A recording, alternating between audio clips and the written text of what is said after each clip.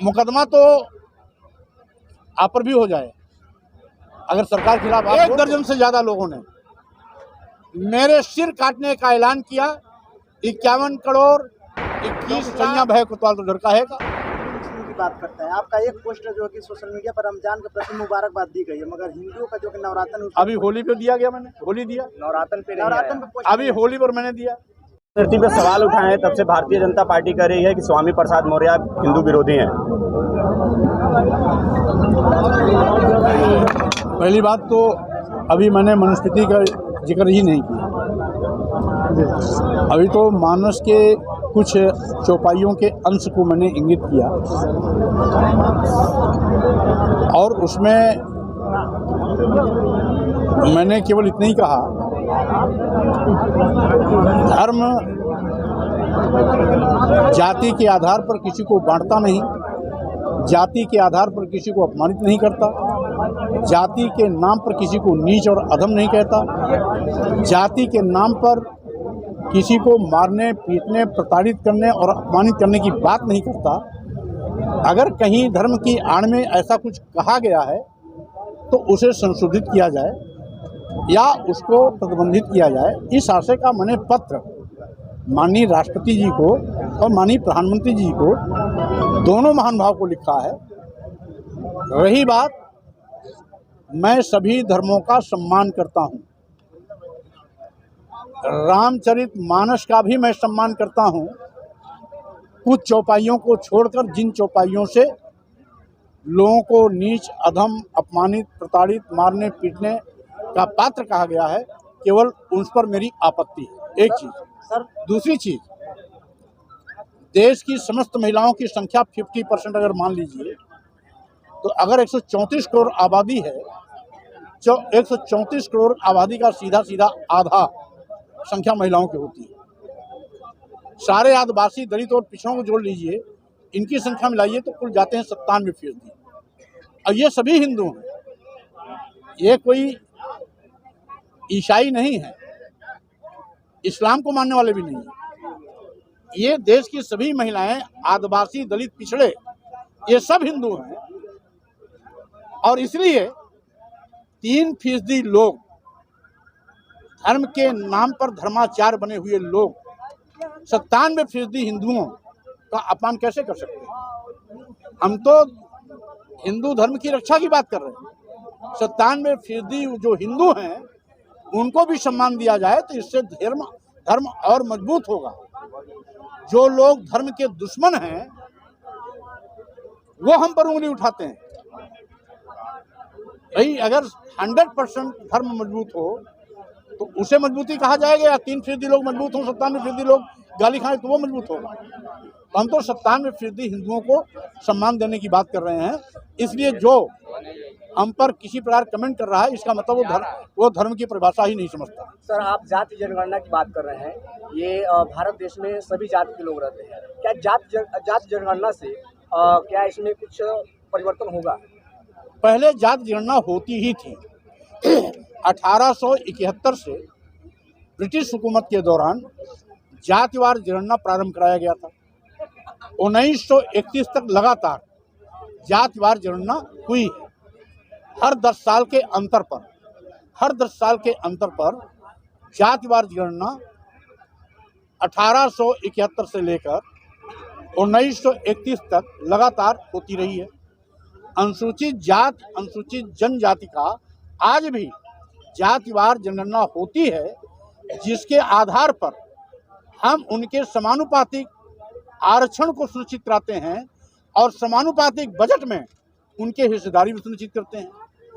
हमारी मांग है जातिवार जनगणना सबकी हो जाए और जिसकी जो आबादी है उस आबादी के लिहाज से बजट में भी समानुपातिक हिस्सेदारी उसकी हो और आरक्षण में भी समानुपातिक उसकी हिस्सेदारी सरकारी संस्थानों में, सरकारी नौकरियों में या सरकार द्वारा अनुदानित, सरकार द्वारा सहयोग किए गए किसी भी संस्थान में उनकी हिस्सेदारी सुनिश्चित हो।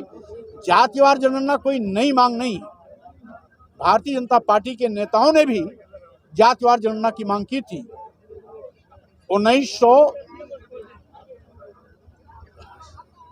31 की जाति गणना के बाद तो जातिवार गणना हुई नहीं। 2011 में कांग्रेस ने जातिवार गणना कराई जरूर, लेकिन उसका आंकड़ा सार्वजनिक नहीं किया। और इस पर उसमें भाजपा की एक बड़े नेता ने कहा था कि अगर 2011 तक जातिवार गणना करा करके पिछड़ों का हक अधिकार नहीं दिया जाएगा तो पिछले 10 साल पीछे चले जाएंगे। यहाँ तक कि अभी 2019 लोकसभा चुनाव के पहले तत्कालीन गृह मंत्री और वर्तमान में रक्षा मंत्री श्री राजनाथ जी ने भी जातिवार गणना की बात सार्वजनिक मंचों से की थी। कांग्रेस भी जब सत्ता में थी तो जातिवार गणना नहीं कराई, लेकिन 2018 में कांग्रेस के नेताओं ने भी पार्लियामेंट में जातिवार गणना की मांग की है। जो सभी पार्टी के लोग जातिवार गणना की मांग करते हैं तो सत्ता में आने के बाद आनाकानी क्यों? और हम केवल पिछड़े की बात नहीं कर रहे हैं। आप पिछड़े की जातिवार गणना कराओ, साथ साथ और भी सबकी जातिवार गणना करा लो, और जिसकी जितनी आबादी के आरक्षण को भी जो संविधान प्रदत्त अधिकार है उसके तहत उसका लाभ भी उनको दिया जाना चाहिए। सर, आप जो सकल ताड़ना के आधिकारिक अर्थ बताते हैं कि मारना होता है, लेकिन कुछ लोग बोलते हैं कि ताड़ना का अर्थ होता है शिक्षा लेना। वो आज भी इस देश के आदिवासियों, दलितों और पिछड़ों को मूर्ख समझते हैं। अगर उसी किताब का जिसका हवाला देते हैं, उसी किताब का पुराना संस्करण निकाल लीजिए तो उसमें आज भी मारना, पीटना, प्रताड़ित करना है। और डिक्शनरी होती है, शब्दकोश होता है, हिंदी का शब्दकोश होता है, और आप खुद खोज लीजिए ये लिख करके कि ताड़ना का अर्थ क्या होता है, गूगल पर आप ले लीजिए तो वहाँ भी आपको मारना, पीटना, प्रताड़ित करना आएगा। कोई भी प्रकाशक किसी शब्द का अनर्थ बना करके ताड़ना का अर्थ शिक्षा से नहीं जोड़ सकता। संपादक प्रकाशक होता है, देखा गया इस समय। लेखक की भावना के साथ वो खिलवाड़ नहीं कर सकता। सर, आपके बयान के बाद कुछ युवा लखनऊ में मनुस्मृति को जलाए थे, उसके संदर्भ में आप क्या कहेंगे? अधूरी जानकारी है। वो मनुस्मृति को नहीं जलाए थे, न तुलसी की रामायण को जलाए थे। वो कुछ स्लोगन लिखे थे, स्लोगन जलाए थे। तो बवाल तो यही हो रहा था कि मनुस्मृति को चलाया गया है, उन लोगों के ऊपर मुकदमा भी हुआ है। मुकदमा तो आप पर भी हो जाए, अगर सरकार के खिलाफ आप बोल दो तो आप पर भी हो जाएगी। तो मुकदमा होना ये अपराध को नहीं दर्शाता है। सरकार में बैठे हुए लोग जिसके खिलाफ भी चाहे एफआईआर करा दें। 1 दर्जन से ज़्यादा लोगों ने मेरे सिर काटने का ऐलान किया। 51 करोड़ 21 लाख 21 करोड़ की सुपारी दी। जीप काटने के लिए 21 लाख 10 लाख की सुपारी दी। तलवार खरीद करके 5 लाख की तलवार हवा में लहराए कि स्वामी प्रसाद मौर्य की हत्या के लिए मैंने खरीदा है।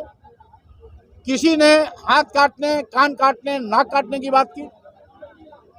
किसी के खिलाफ एफआईआर नहीं हुई क्योंकि सरकार उन पर मेहरबान है।